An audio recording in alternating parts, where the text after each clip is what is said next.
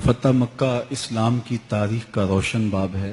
اللہ نے اہل ایمان کو سرخروئی دی، کامیابی عطا کی۔ جس شہر سے حضور علیہ الصلاۃ والسلام ہجرت کر کے مدینہ تشریف لے گئے تھے، اور اہل مکہ نے حضور کو اذیتیں دیں، تکلیفیں پہنچائیں، کوڑے پھینکے، اوجریاں ڈالیں، آج اسی شہر میں فاتح بن کے حضور جلوہ فراز ہو رہے ہیں۔ اور دن کتنا روشن تھا، کتنا شاندار تھا۔ غزوہ فتح مکہ کا سبب قریش کی معاہدہ شکنی قرار پایا۔ یہ شان و شوکت کا زمانہ ہے۔ 10,000 کا لشکر جرار لے کر کے حضور مکہ کی طرف عازم سفر ہوئے۔ جب یہ اتنا بڑا لشکر مدینہ سے باہر نکلا تو اس کی ایک ہیبت تھی۔ ایک کتیا نے بچے دیے ہوئے تھے، وہ اس کو دودھ پلا رہی تھی۔ حضور نے ایک صحابی حضرت جمیل بن سراقہ رضی اللہ تعالیٰ عنہ کو وہاں کھڑا کر دیا، کہا تم یہاں رک جاؤ اور سارے لشکر کے گزرنے تک تم نے یہاں موجود رہنا ہے، کوئی اس کتیا کو نقصان نہ پہنچا سکے۔ یہ میرے حضور کا دیا ہوا دین ہے۔ چلتے چلتے مرہ زہران کے مقام پہ حضور نے پڑاؤ کیا۔ یہ مکہ المکرمہ کے قریب ایک علاقہ ہے۔ رات ہوئی تو حضور نے ارشاد فرمایا کہ کشادہ کشادہ خیمے لگاؤ اور ہر بندہ خیمے کے آگے آگ روشن کرے۔ حضور کی آرزو یہ تھی کہ مکے والے اس منظر کو دیکھ سکیں اور لڑائی کی نوبت نہ آئے، قتل و غارت تک ماجرا نہ جائے، اور ان کے دل میں ہیبت پیدا ہو جائے اور وہ خود ہی اطاعت قبول کر لیں۔ اب لشکر گزر رہا ہے، کبھی کوئی قبیلہ جھنڈے تھامے جا رہا ہے، کبھی 10,000 کا لشکر تھا۔ تو ابو سفیان کی زبان سے بے ساختہ نکلا، عباس تیرے بھتیجے کی بادشاہت قائم ہو گئی۔ کہا بھولے نہ بنو، یہ بادشاہت نہیں ہے، یہ نبوت کی شان ہے۔ جب حضور مکے میں داخل ہو رہے تھے، حضور کے سر پہ یمنی چادر کا امامہ تھا، کسوہ نامی اونٹنی پہ بیٹھے تھے، اور آقا کریم علیہ الصلوۃ والسلام کو دیکھنے کے لیے چھتیں بھری ہوئی تھیں، لیکن حضور کا سر عجز سے جھکا ہوا تھا، حتیٰ کہ اونٹنی کے کجاوے کی جو لکڑی ہے حضور کے امامے کا کور اس کو چھو رہا تھا۔ اور حضور اس طرح مکہ المکرمہ میں داخل ہوئے۔ جو ہی حضور سین حرم میں داخل ہوئے، آقا نے اونٹنی پر ہی طواف کا آغاز کیا اور اپنی چھڑی سے حجر اسود کا استلام کیا، اور اللہ اکبر حضور نے کہا۔ جب حضور نے اللہ اکبر کہا، 10,000 صحابہ نے اللہ اکبر کا نعرہ لگایا، مکے کی وادی گونجنے لگی، اللہ اکبر کے نعرے کا تسلسل قائم ہو گیا۔ پھر حضور نے خاموش ہونے کا اشارہ دیا تو سارے خاموش ہوئے۔ 360 بت تھے جو اطراف کعبہ میں نصب کیے گئے تھے۔ حضور چھڑی سے اشارہ کرتے اور جاء الحق و زہق الباطل پڑھتے، اور وہ بت اوندا ہو کے گر پڑتا۔ اللہ اکبر۔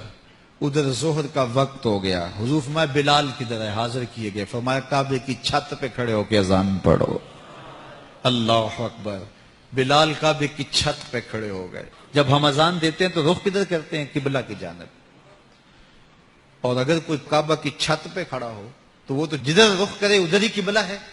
اب حضرت بلال اذان دینے کھڑے ہوئے، حضور طواف کر رہے تھے۔ اللہ اکبر۔ بلال ادھر گھومتے جا رہے ہیں جدھر حضور گھومتے چلے جا رہے ہیں۔ اذان ازل سے تیرے عشق کا ترانہ بنی، نماز تو اس کی دید کا ایک بہانہ بنی۔ اسی حرم کے صحن میں بلال حبشی کو مارا گیا تھا، انہیں اذیتیں دی گئی تھی شہر مکہ میں۔ آج سارے نیچے کھڑے ہیں، بلال حبشی اوپر کھڑا ہے۔ عزتوں کی معراج عطا کی گئی۔ حضور علیہ الصلوۃ والسلام تشریف لائے اور آقا کریم نے فرمایا کہ لوگوں بتاؤ تمہارا کیا گمان ہے میرے بارے۔ انہوں نے کہا آپ کریم باپ کے کریم بیٹے ہیں، تو آپ سے ہمیں خیر کی توقع ہے، لیکن انہیں یہ تھا کم از کم ہمیں مکہ بدر کر دیا جائے گا۔ لیکن میرے حضور نے فرمایا آج میں تمہیں وہی کہوں گا جو حضرت یوسف نے اپنے بھائیوں کو کہا تھا، جاؤ چلے جاؤ، آج میں نے تم سب کو آزاد کیا۔ سن 8 ہجری کو یہ واقعہ ہوا۔ 9 ہجری کو حضور نے حضرت ابوبکر صدیق کی قیادت میں حج کے لیے قافلہ بھیجا اور 10 ہجری میں خود آئے۔ تو وہ منظر بھی شان و شوکت کا ایک عجیب رنگ ہے۔ اللہ تعالی ہم سب کو فتح مکہ کی برکتوں سے مالا مال فرمائے۔ آج میں دوپہر کو بیٹھا تھا تو وہ ایک شخص آ کے میاں صاحب کا شعر پڑھنے لگا، دیگر تے دن گیا محمد اوڑک نو ڈب جانا. تو میری نظر چلی گئی, میں نے کہا ابھی تو 10 بجے ہوں گے.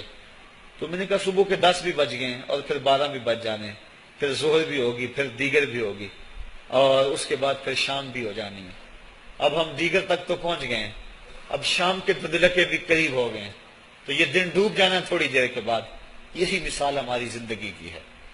کوئی دوپہر تک آ گیا ہے, کوئی چاش تک آ گیا ہے, کوئی ظہر تک آ گیا ہے, کوئی عصر تک آ گیا ہے, اور کسی کی زندگی کا سورج بالکل غروب ہونے کے قریب آ گیا. صاحبو, پتہ کوئی نہیں کہ ہمارا اگلا قدم کہاں ہے. اس سے قبل کہ کوئی حجت باقی نہ رہے, مجھے آپ کو اپنی زندگی پہ نظر ثانی کرنا ہوگی, اپنے گناہوں کا اور اپنی نیکیوں کا حساب لگانا ہوگا. ایک ترازو تو کل محشر کے میدان میں لگے گا, ایک ترازو ضمیر کی عدالت میں آج ہی لگانا ہوگا.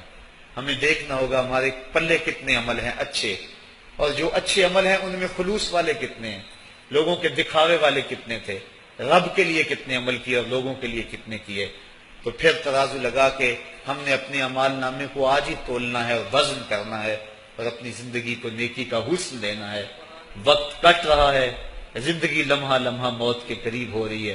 قبل اس سے کہ کوئی حجت باقی نہ رہے, ہم ہاتھ ملتے رہ جائیں, پچھتاتے رہ جائیں, تو کیا فائدہ ہوگا.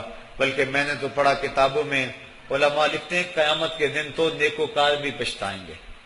بدکاروں نے تو پچھتانا ہی پچھتانا ہے, نیکوکار بھی پچھتائیں گے.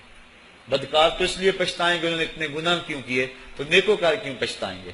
جب وہ اپنے اچھے اعمال کی جزا دیکھیں گے تو وہ پچھتائیں گے, ہائے جو چند لمحے ضائع ہو گئے وہ بھی کیوں ضائع ہو گئے, وہ بھی میں نے کیوں برباد کر دیے, وہ بھی اس راستے پہ ڈالے ہوئے ہوتے. تو آج مجھے آپ کو موقع ہے, ذرا نظر دوڑائیں نا, آج ہم کتنوں کو کندھوں پہ اٹھا کے قبرستان چھوڑ آئے ہیں. حضرت غوث اعظم رضی اللہ تعالیٰ عنہ فرماتے ہیں, جا کے قبرستانوں میں دیکھو کتنے کتنے حسینوں کی مٹی خراب ہو رہی, جو اپنے بدن پہ ایک چٹکی مٹی نہیں پڑنے دیتے تھے, آج ان کا کفن بھی تار تار ہو گیا. جو اپنے کلف لگے کاٹن کو سلوٹ نہیں آنے دیتے تھے, آج ان کے کفن بھی ٹوٹ گئے ہیں اور ہڈیوں کے جوڑ جوڑ الگ ہو گئے. تو وقت ہمارے اوپر وہ آنے والا ہے. کسی نے آج تک موت کا انکار نہیں کیا. میں نے لوگوں کو خدا کا انکار کرتے دیکھا, آپ نے بھی دیکھا, لیکن کوئی موت کا آج تک انکار کرتا نہیں دیکھا گیا. موت اپنا آپ منوا لیتی ہے.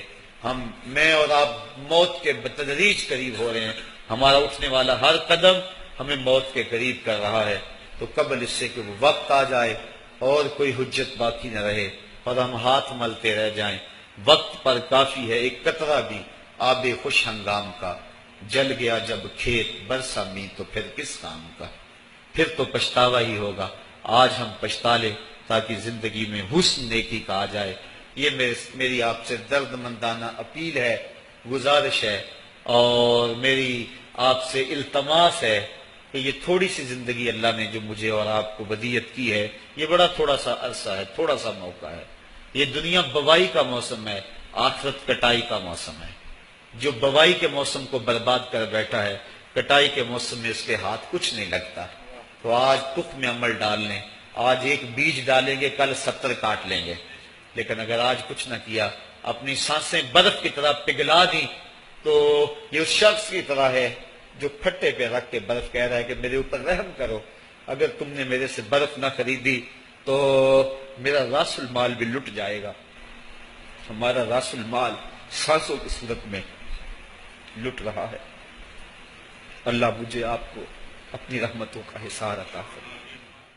آفاق کے ہر ہر گوشے میں قرآن سنا کر دم لینا, اب رکنا نہیں, اب تھمنا نہیں. فردوس میں جا کر دم لینا,